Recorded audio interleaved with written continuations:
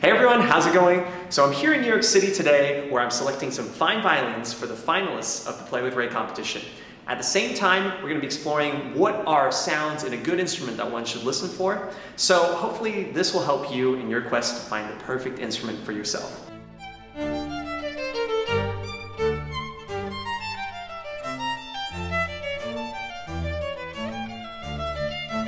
I'm here with Sam Payton, who is head of Tarisio's workshop. He looks after all the instruments, restores them, repairs them, basically gets them ready for players to take them across stages worldwide. So here we are discovering sound today, and I wanted to ask you a few questions regarding sound.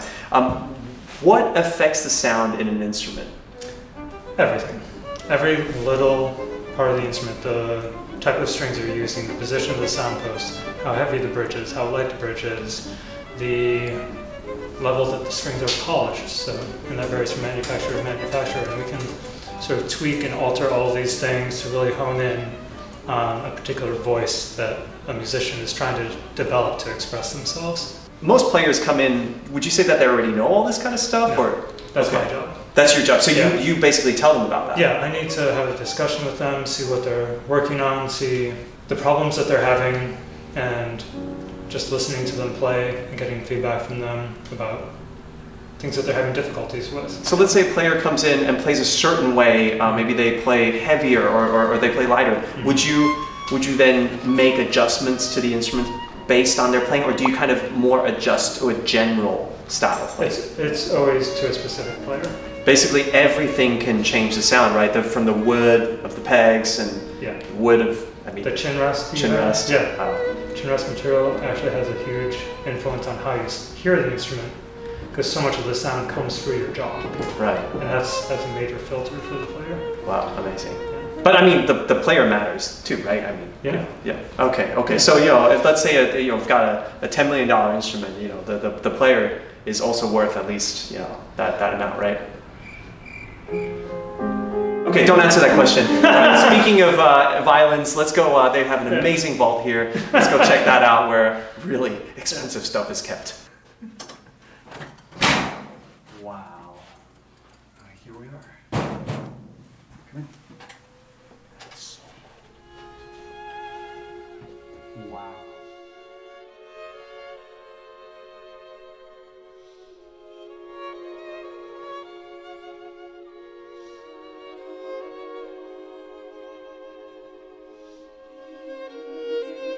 So I'm here with Carlos, who is one of the directors at Tarisio's, and he's presided over, we're talking millions of dollars in sales here at one of the largest, if not the largest, violin deals in the world. So Carlos, what's the most expensive violin or instrument that has ever been inside these this awesome vault, four walls? That's a good question.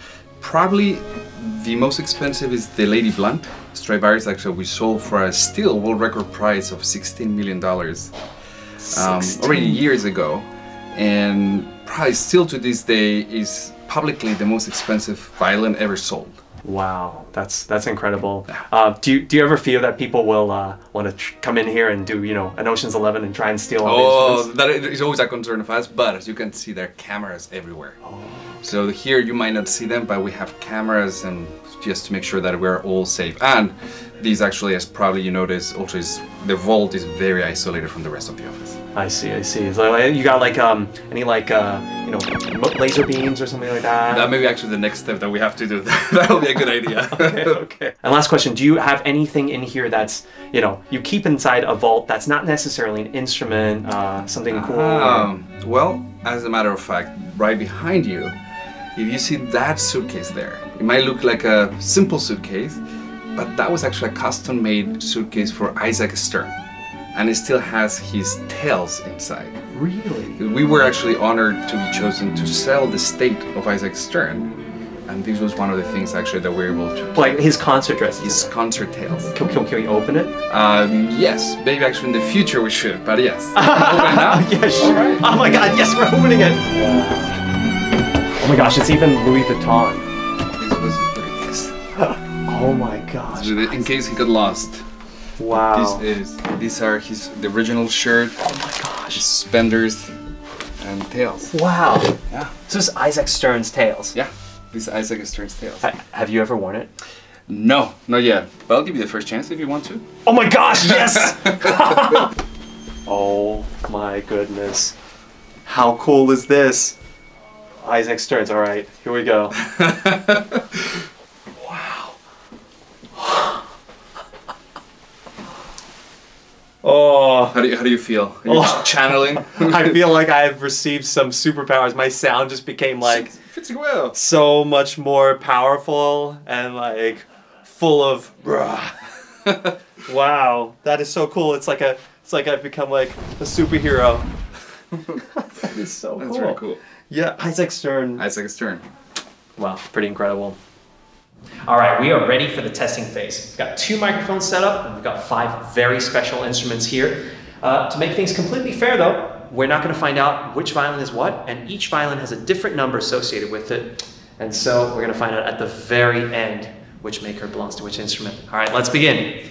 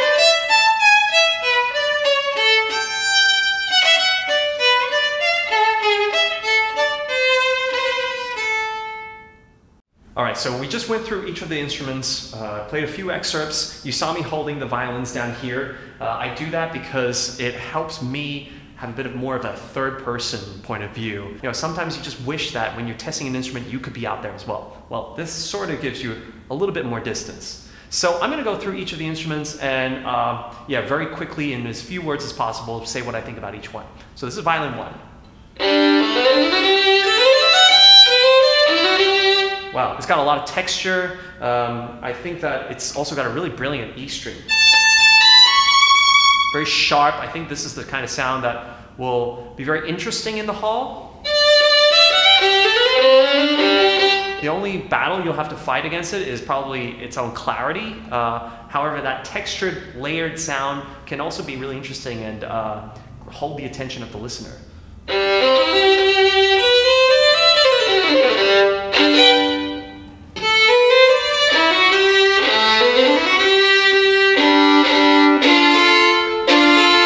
Very nice.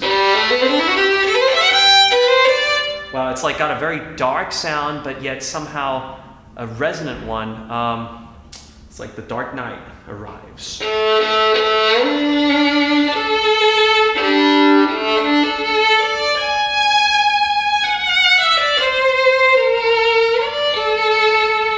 Well, I really like this. It's got complexity, you know, like a very rich wine, rich red wine.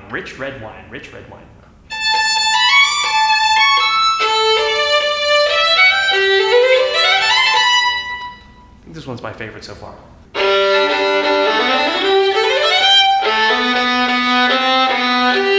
It's got a really tubby kind of sound.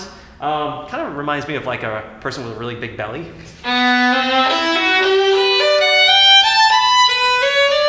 It's also a little bit harder. You have to push it a little bit harder. So I feel like in the concert hall, to cut through, especially when you're trying to cut through as a soloist with other string players, that might be a little bit difficult because it's all in that it's a very heavy mid-range instrument.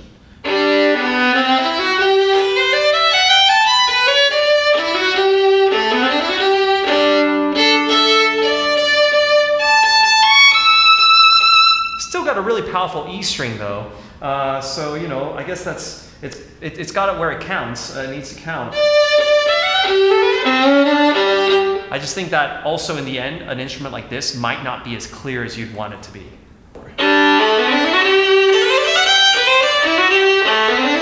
Wow, it's got a really aggressive sort of sound, almost like a bit of a bulldog. Doesn't have as fine of a sound, refined sound as some of the other instruments have. That, you know, if you're trying to play, I guess, if you're playing Brahms, that might be okay. But I think that in the long term, you want an instrument that has an elegant sound, to be able to play elegantly when you want it to.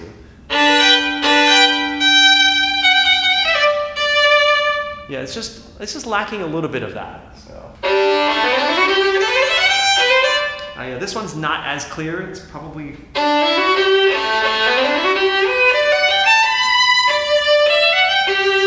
I mean, it's got a nice kind of old school style sound. The sound is a little bit narrower. It's also not as powerful as the others.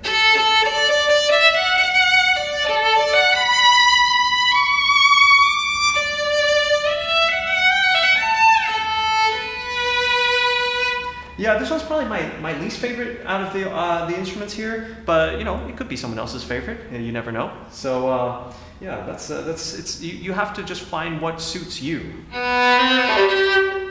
Anyway, now is the time for the big reveal about which instrument is made by who. So I think we need Carlos for this. Carlos, all right. Ready? So tell us what it's like. Number 2, starting with this one. This one was my favorite. So this one, actually, what's interesting about these instruments, there is a father and son, and then 3 of the same maker. So the first one that we have, number 2, this is a J.D. Guadagnini from his touring period. And how much is this? It's $2 million. $2 million!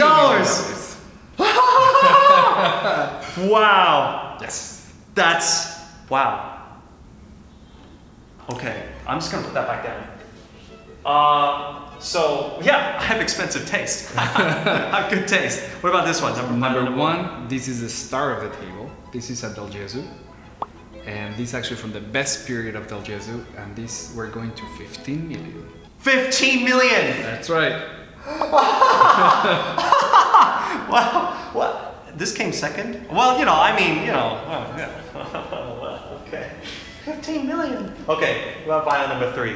This is another, actually number 3 is another J.B. Guadagnini. From the same period, just a few years apart from the first one that we looked. So just a couple years apart, but also a J.B. Guadagnini, also 2 million. $2 million. Oh my gosh. Wow. Value on this table is starting to feel really heavy. It is. What about this one? Violin number 4.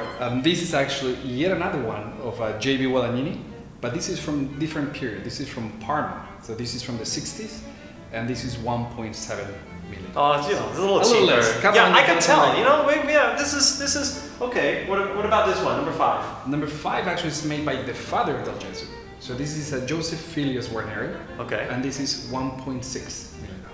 Okay, so besides the little upset that we had here, that much is actually the scale going actually. Yeah, I mean, except for the jump from 2 million to 15 million, I feel like but it was a close second. I felt like so. Wow, that's really interesting. Yes. Next time we should throw in some violins that are like $1,000. That would be actually a good experiment. Because actually, what is the comparison with that? Well, anyway, thank you so much for having us, and I hope this video helps you guys in search of your instrument and in search of what sound really means. We managed to explore a little bit of it today, and hopefully we get to explore more in the future. So thank you so much for watching. Bye!